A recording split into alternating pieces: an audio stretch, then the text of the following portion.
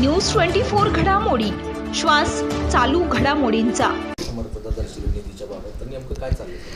सरकारमध्ये जे काही पक्ष आहेत त्यांच्यामध्ये स्वतःमध्ये कोऑर्डिनेशन नाही आहे।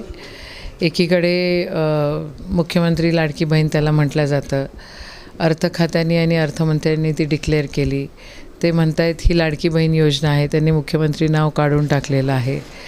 आणि भाजपचे जे उपमुख्यमंत्री आहेत ते म्हणतायत की आम्ही ती आणलेली आहेत।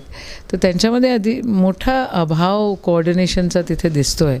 खऱ्या अर्थानं अर्थ मंत्रालयाने जर ऑब्जेक्शन घेतलेलं आहे तर त्याच्यामध्ये नक्कीच गांभीर्याने बघितलं पाहिजे।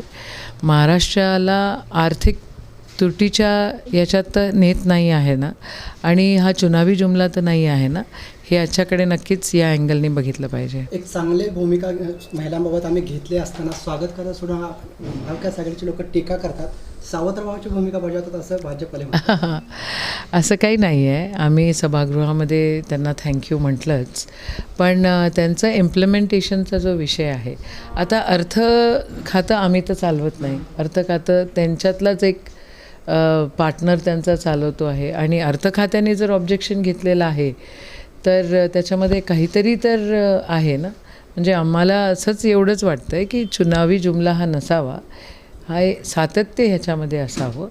आणि पुढच्या काळामध्ये देखील मोठ्या प्रमाणामध्ये खरं 18,000 वर्षाला म्हणजे खूप तुटपुंजी मदत होते, ही काही खूप मोठी मदत नाही आहे।